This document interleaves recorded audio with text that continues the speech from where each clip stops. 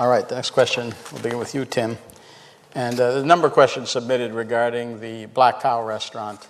A lot of the questions as written involve, a lot of technical aspects of that project, zoning, grant funding requirements, and things like that. But I guess what it really gets down to is people asking, do you believe that giving a long-term lease to the Black Cow to construct and operate a large full-service restaurant satisfies the intent and obligations of the grant the city received to purchase that property?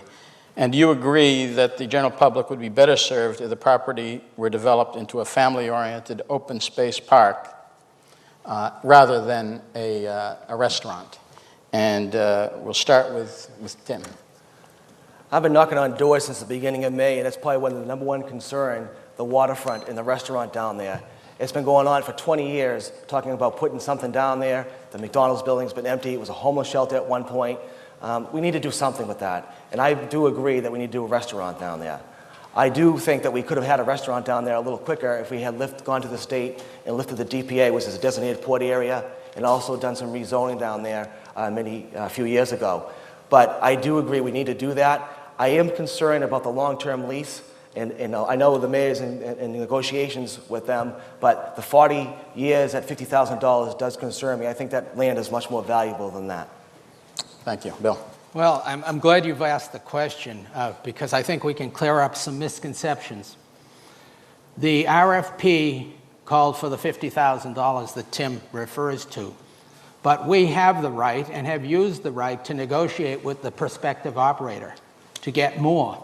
Now, people always want us to put totally out in the public everything we're talking about. It's a little bit like playing poker with your cards showing and the other guy's cards hidden.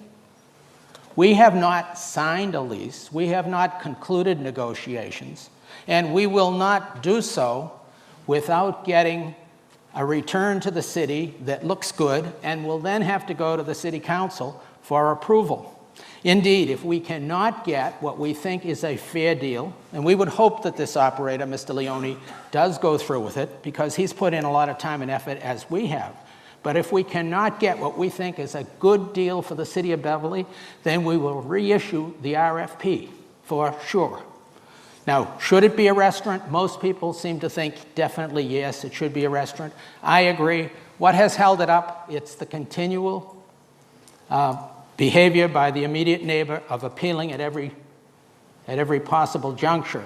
But the opportunities to appeal are now getting very narrow. And if we stay the course, we will soon be in a position to construct that restaurant. Thank you. Thank you. Mike. Thank you. 15 years ago, when I was your state representative, I brought home a significant chunk of the money that helped to purchase that property. And with the money came the caveat that there needed to be public access and enjoyment to the property. The project that's proposed at the Black Cow that we're trying to get put in there fits that. You've got the proposed building. The first floor will be something that has public access, whether it be kayak rentals or fishing boat expeditions or whatnot. There'll be public opportunity in throughout. There's also a plan that there's going to be public access to the deck on the second floor of the restaurant as well, I believe, as well as public parking to get down and enjoy the waterfront. So this needs to happen. And as City Council President, I will certainly support if it's before the end of this term, the mayor brings something forward that's in the best interest of the city, as a lease agreement, then I'll support it. If it's not in the best interest of the city, then we'll send it back and try again. In addition, as I said before, there are other properties right down there at the waterfront, and there's an opportunity just with the abutters who have been fighting the city on the McDonald's property. They've got property of their own that they want to develop. And as was mentioned by Tim, the designated port area is an issue that we need to address because in order for them to put a restaurant and some shops down there, some condos or whatever may make sense economically, we as a city need to work with them and to help try to ease those restrictions on the waterfront. And I believe firmly that there's an opportunity when the next mayor goes into office to really, there's a window of opportunity to work with an abutter who has been problematic to work with for this administration, but a window of opportunity to really shake that loose and make something good happen for the city going forward. Thank you. Rick? To me, this feels like another City of Beverly backdoor deal. We don't know what's going on behind our backs. We find out after the fact. We already have 2 restaurants across the street. We've got Beverly House of Pizza, and we have The Anchor. They're nice places to go over, and you get something nice to eat at a reasonable price. Also, they have Al's Bait Shop. If you want to go out in the pier and do some fishing, you can do that. So for me, the open space for the citizens to go down and use, especially in the hard times we're having now, we need some type of recreation for the children, especially, you know, fishing and kayaking and some other activities. But my priority is something like that. In 1994, Mayor Bill Scanlon, he received a letter in reference to the whole waterfront we had in Beverly, all the way past Lynch Park. It was going to be a sea path going through there. Also in there was in reference to buying the Ventron site. He failed. He didn't care. It wasn't, you know, as far as I'm concerned, he wasn't taking care of his buddy in the Ventron site. We should have bought the Ventron site. It says once it was mitigated and any of the radiation was removed, that was one of our plans. That's something that we missed the boat on. Like many things we've missed the boat on. We may have put a small restaurant there. Because of the failures of the waterfront, that's one of the reasons the big red building was put up there. You know, so we have to pay for that now. But keeping the waterfront open for the citizens, that's one of the most important things we can have for the recreation. The money part of it, I think that we may be misled on that. In the long run, we're going to end up losing out on the monies like we've lost out on a lot of other things that we've had to pay for in the long run. That's it.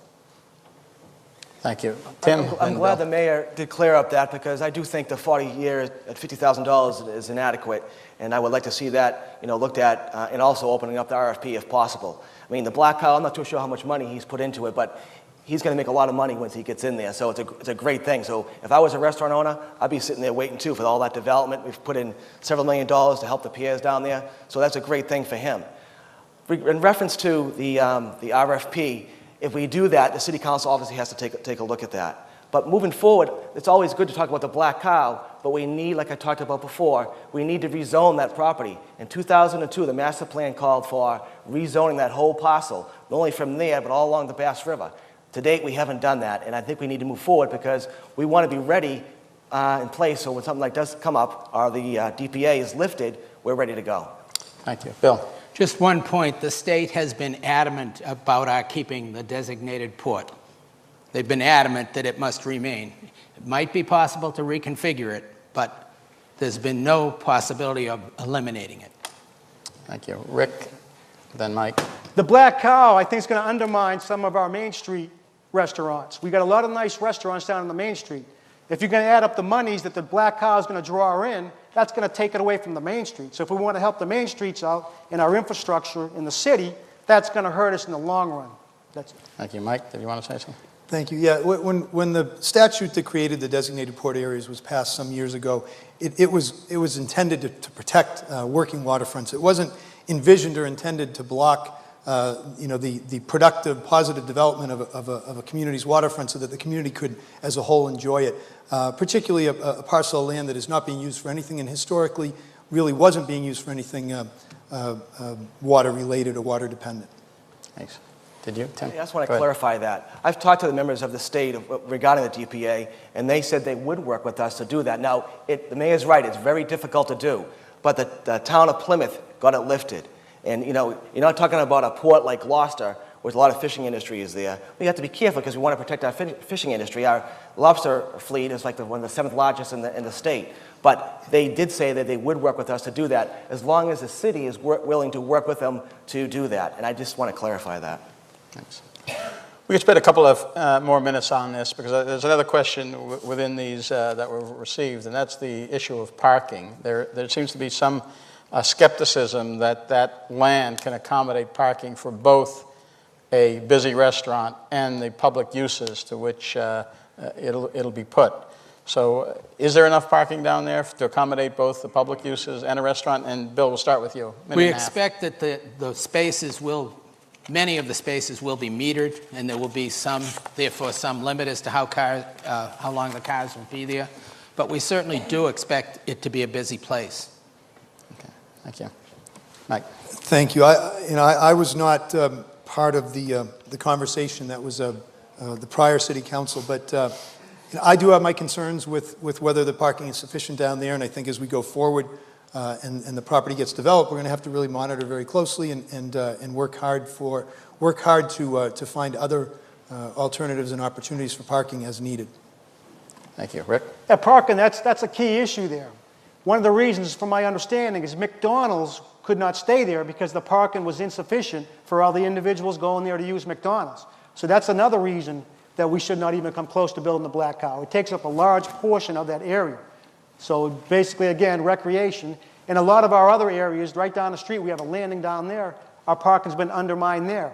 So with all this extra parking, with the neighborhoods and the other restaurants across the street, it's going to hurt everybody overall. It will hurt the city in the long run, again. Thank you. Tim? Parking is a concern. I mean, the McDonald's, I think that was because they took the land for the new bridge. That's why McDonald's closed. But it is difficult with parking anywhere you go when you want to build something. The difficulty is we're kind of, and it's, the whole thing is complicated, but we're building a piecemealing of property down there. And we need to look at a broader picture. Unfortunately, we're not in that situation right now. But if we were to be able to, like, to lift the DPA and rezone that property and look at that as a whole, from Tux Point all the way to the Ventron property, that would make things a little easier. But right now, you know, parking is a little difficulty when you're talking piecemealing a project down there. Okay, great. Thank you.